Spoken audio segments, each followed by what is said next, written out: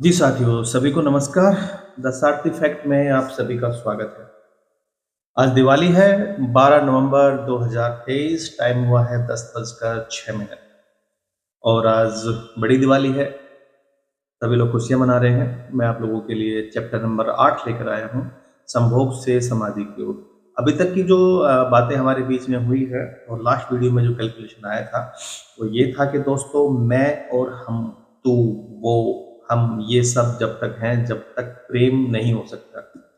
अब मैं को लेकर के बहुत सारी चीज़ें हैं। लास्ट वीडियो में 2 सूत्र बताए गए थे और अभी चैप्टर नंबर 8 अब ये बताया जा रहा है कि जब तक ये मैं खत्म नहीं होगा ना, जब तक मैं खत्म नहीं होगा, जब तक प्रेम के पास नहीं जाया जा सकता। मैंने आपको एक वीडियो में बताया था लास्ट चैप्टर 6 में कि जब एक स्त्री एक पुरुष के पास जाए तो उसके मन में एक भावना हो कि मैं परमात्मा के पास जा रहा हूँ, जा रही हूँ। और एक व्यक्ति जब एक महिला के पास जाए, अपनी पत्नी के पास जाए, तो वो ये सोचे कि मैं मंदिर जा रहा हूँ। ये भाव जब होता है ना, तो खुद तो व्यक्ति खुद खत्म हो जाता है। क्योंकि जब मंदिर में जा रहे हैं तो उसके दिमाग में एक भाव है कि वो एक परमात्मा के पास, एक ऐसी मतलब शक्ति के पास जा रहा है जहाँ पर वो नहीं है। तो ये जब तक मैं है, जब तक ये चीज़ आपकी खत्म नहीं होगी। इसको थोड़ा समझते हैं। अब देखिए, मैं की अगर हम बात करेंगे तो मैं कौन? मैं बड़ा हैरान हूँ इस बात को लेकर के ओशो ने ये बात लगभग 40 से 50 साल पहले बता दी थी और अब तक लोगों ने उस चीज़ को समझा नहीं। तो ठीक है, ये ड्यूटी हम पूरी करते हैं। मैं कौन? अगर मैं कहूँ कि मैं कृष्ण कुमार, तो कौन कृष्ण कुमार? आप कहो कि मैं अशोक, मैं संदीप, मैं ममता, मैं पिंकी, मैं कुमारी, मैं चौधरी, मैं फलाना, तो कौन? मैं कौन? मान लीजिए मैं कृष्ण कुमार, तो कृष्ण कुमार कौन? क्या ये सिर्फ कृष्ण कुमार है? क्या ये हाथ कृष्ण कुमार है? क्या ये पैर कृष्ण कुमार है? कृष्ण कुमार कौन? बहुत सारी चीज़ों का संग्रह है, बहुत सारी चीज़ों का संग्रह कुछ बनता है। अगर हम इन सभी चीज़ों को खत्म कर दें, अगर सिर हट जाए, पाँव हट जाए, आँखें हट जाएँ, तो आखिर में कौन बचेगा? आखिर में एक शून्य बचेगा और जब शून्य होगा तो जा करके प्रेम की शुरुआत होगी और यही बात शुरू से बताई जा रही है, संभोग से समाधि की ओर। जब एक नर एक मादा में वीर्य विसर्जन करता है तो दिमाग की वो जो स्थिति होती है उस समय की, उस समय दिमाग में से विचार शून्य हो जाते हैं। उस समय दिमाग में कोई थॉट नहीं होता है, आप बिल्कुल शून्य की स्थिति में होते हैं और वही जो स्थिति है, वही परमात्मा को पाने की स्थिति है, वही आनंदित स्थिति है। अब ये स्थिति अगर हम लोग जान ले, पाले, इसकी विधि पालें कि ये सिर्फ संभोग से नहीं है और बहुत सारी चीज़ों से भी पाई जा सकती है, तो दोस्तों ये सारा कलह दूर हो जाएगा। ये सारी जो पीड़ा है ना इंसान की, ये सारी पीड़ा दूर हो जाएगी। आपको एक छोटे से एग्जाम्पल के थ्रू समझाता हूँ। चैप्टर नंबर 8 और इस चैप्टर नंबर 8 में जो ये पेज है, मैं आपको थोड़ा-सा इस बारे में लेके चलता हूँ, क्योंकि आप अगर इस बुक को पढ़ के खुद पढ़ना चाहें तो आपके लिए बेहतर रहेगा। जी, तो ये पेज नंबर है दोस्तों 24, संभोग से समाधि की ओर, पेज नंबर 24, चैप्टर नंबर 8। एक भिक्षु नागसेन को एक सम्राट ने संदेश भेजा। मैं आपको कहानी वैसे बता देता हूँ, पढ़ के नहीं बता रहा हूँ। एक नागसेन भिक्षु को एक सम्राट ने एक संदेश भेजा कि मेरे महल में आके मिलिए। तो सैनिक गए उससे मिलने के लिए। अब जो भिक्षु नागसेन था वो बहुत उच्च कोटि का, ये समझिए ज्ञानी था। तो जैसे ही सैनिकों ने जाकर के संदेश दिया कि भिक्षु नागसेन को महाराज ने बुलाया है और आपको इस तारीख को पहुंचना है, तो भिक्षु नागसेन ने सुना और कहा कि भिक्षु नागसेन जैसी कोई चीज नहीं है, बाकी मैं पहुंच जाऊंगा। भिक्षु नागसेन सिर्फ एक मेरा एक नाम है, मुझे परिचित करने के लिए, मेरी आइडेंटिटी है सिर्फ मुझे बताने के लिए कि अगर भीड़ में कोई मेरा नाम मुझे पुकारे तो मैं निकल के बाहर जाऊँ। इसके अलावा भिक्षु नागसेन जैसी कोई चीज़ नहीं है। हाँ, मैं पहुँच जाऊँगा। सैनिकों ने ठीक यही बात जाकर के अपने महाराज से कह दी। महाराज को बड़ा आश्चर्य हुआ कि ये कैसी अजीब बात है।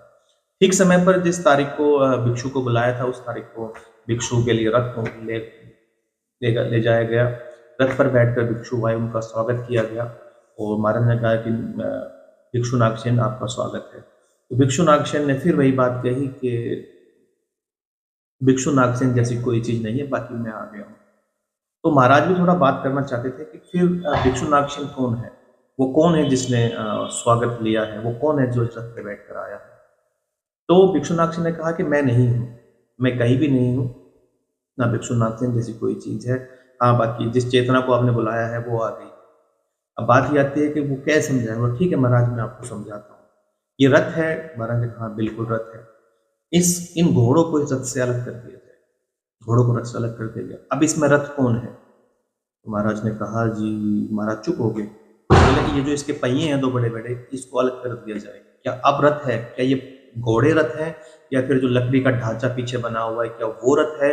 या ये जो इसके जो चक्के हैं क्या ये रथ है? क्या ये जो लकड़ी का जो बड़ा बम्बू है जिससे घोड़े अटैच होते हैं क्या ये रथ है? क्या रथ के ऊपर जो ये आपने एक छाया बनाई हुई है क्या ये रथ है? क्या ये जो सात श्रृंगार से जो ये घोड़े सजे हुए हैं क्या ये रथ है? रथ है क्या? अगर हम इन सारी चीजों को हटा देते हैं तो लास्ट में क्या बचता है? लास्ट में बचता है शून्य। और जब ये शून्य होगा तो बात की जाएगी, लेकिन अभी तो मैं है, अभी तो मैं की दीवार है। जब तक कि मैं की दीवार है जब तक आप कहीं पहुंच नहीं पाएंगे, इसलिए शून्य है। अब ये बात उन्होंने बताई कि भिक्षु कहने लगा कि समझे आप, रथ एक जोड़ है। रथ कुछ चीजों का संग्रह मात्र है। रथ का अपना होना कुछ भी नहीं है। रथ सिर्फ एक जोड़ है। आप खोजें कहाँ है आपका मैं। आप खोजें कि कृष्ण कुमार कहाँ है, अशोक कहाँ है, ममता कहाँ है, कुमारी कहाँ है, ये सब कहाँ है। और आप पाएंगे कि अनंत शक्तियों में ये एक जोड़ है, मैं कहीं भी नहीं है। और एक एक अंग आप सोचते चले जाएं तो एक एक अंग समाप्त होता जाएगा और पीछे रह जाएगा शून्य। कितनी अजीब बात है। अगर एक एक को हम बात करते जाएं तो एक एक खत्म होती जाएगा, लास्ट में क्या बचेगा? शून्य। और दोस्तों शून्य से ही फिर चीजें शुरू होंगी। आपने देखा है छोटे बच्चों को, छोटे बच्चों के दिमाग शून्य होते हैं। माँ क्या करती है? बच्चे को धमका देती है, थप्पड़ मार देती है, वो जाके रोने बैठ जाता है। थोड़ी देर के बाद आकर के फिर माँ की गोद में खेलने बैठ जाता है, क्योंकि उसका दिमाग शून्य है। उसके दिमाग में अभी थॉट पैदा नहीं हुए हैं।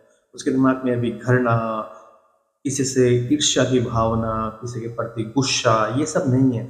जैसे जैसे जैसे जैसे जैसे जैसे ये व्यक्ति बड़ा होता है, इसका अहंकार, इसकी समझ, इसके विचार उसको चारों तरफ से घेर लेते हैं और ये शून्य खत्म हो जाता है। और ये शून्य खत्म हो जाता है। बच्चों को भगवान का रूप क्यों कहा जाता है? इसलिए तो कहा जाता है कि वो शून्य में रहते हैं। उनके पास फालतू की चीजें नहीं है, प्यार देना जानते हैं क्योंकि वो शून्य है। उनको नहीं पता कि मैं कुछ हूँ, उनको नहीं आइडिया है कि मैं कुछ हूँ।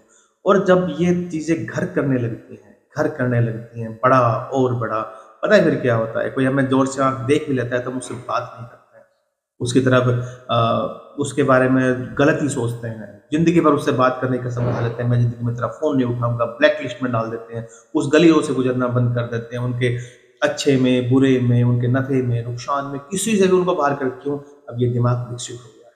ये मैं है जो ले जाने से रोकता है। ओशो हमें ये समझाना चाहते हैं कि इस मैं को खत्म कीजिए, और जब ये आपका मैं खत्म होगा तो दोस्तों चीजों की शुरुआत होना शुरू होगी। इस मैं को खत्म करना है और सब चीजें ठीक है इस दुनिया के अंदर।